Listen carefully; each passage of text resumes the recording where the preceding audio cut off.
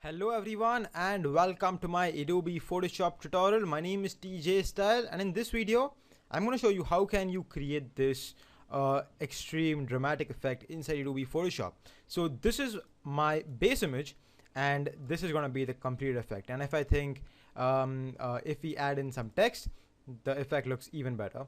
Now I'm going to show you how did I create this on this image, okay? And for practice purposes, I am going to provide you with a download link for this image. So if you want to practice this tutorial on this particular image, then the download link is going to be in the description. And by the way, also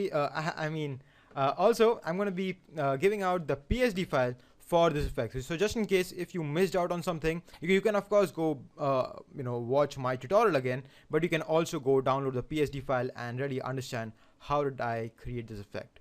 So with that being said, let's get started. Now I'm actually gonna start fresh with this image. I'm just gonna pull it inside Photoshop, and first things first, I'm going to reduce the resolution because this is a super res image. And by the way, I'm going to be providing you all with this low res image, okay? So I'm not going to be giving out the super res. Okay, so this is the actual file that we're gonna start working with. And first, I'm going to remove this background lock. Okay, then I'm going to convert this layer into a smart object, right? Then I'm going to go to filter, blur, and then take Gaussian blur. So right now you can see we are trying to soften the image. If I zoom it and if I do it, go to filter, blur, and go Gaussian blur, you can really see it really looks like, it just softens all the details in the image. You can see in her hair and in her eyes and everything. Everything looks good. So click OK. Alright, and now since this is since we have converted this into a smart object, we can always go back and remove the Gaussian blur if we want. Now duplicate this layer, okay, and go to filter. Actually, you can remove this Gaussian blur because we don't need that on the second layer. Go to filter, blur, and take motion blur this time. And the setting should be like this. The angle should be 90 and the distance should be 75. And you can see what it is doing. Click OK, and you could have to change the blend mode of this to overlay. And right now you can see you are as it is getting an amazing photo effect. Okay, so this is also, if you want to stop here, well, it is up to you, it's good, but I'm gonna go and completely create this full effect. Next, we are going to create an adjustment layer of hue and saturation, and I'm going to take the first slider all the way to the left. The second one, well, actually, I'm just going to hit colorize, and you can see what it does. I'm going to increase my saturation just so we can have that little bit of red. And if you are playing with the arrow keys, if you hit the up arrow key, you can see you are moving one unit at a time, and if you hit the down arrow key, you will be switching down one unit at a time.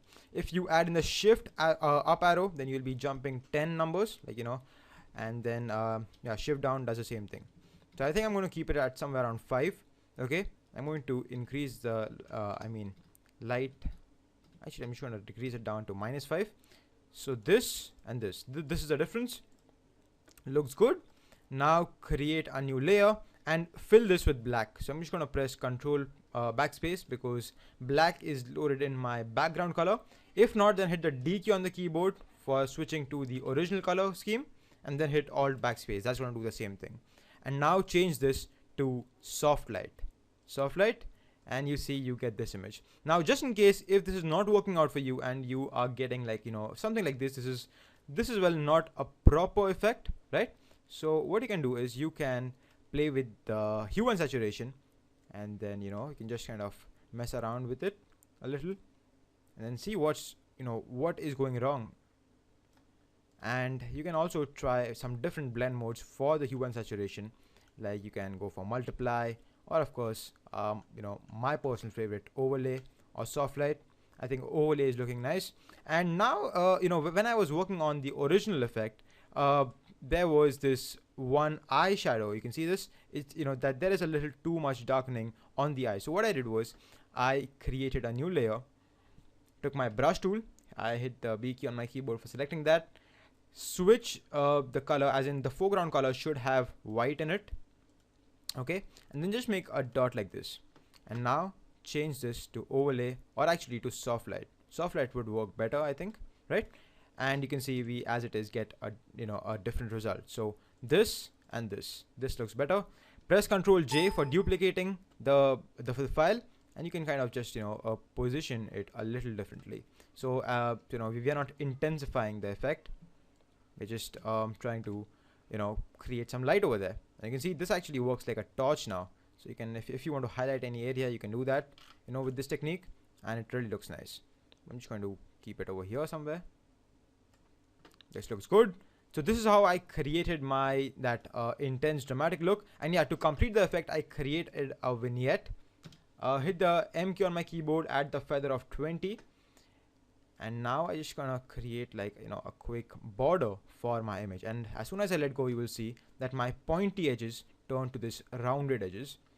Control Shift I. Make sure that you are on a new layer when you are doing this for creating the vignette. Control Shift I is going to inverse your selection, and now make sure that the foreground color is black. Hit Alt Backspace, and now we get this vignette. So you can see it's working on her hand. And now if you can just add in some text, beauty in dark. I don't know what this means. I just simply just got this one line in my head. I'm going to be using the font Great Vibes. The download link is going to be in the description. Change the color from black to white and B. And now you can work with some layer styles for creating some more effects. This is how I created my intense dramatic look inside Adobe Photoshop. Hope you liked it. Please subscribe to my channel. I will see you all next time. Take care, friends. And yeah, please like this video on YouTube if you liked the photo effect. And I will see you all next time. Take care, friends. Take care.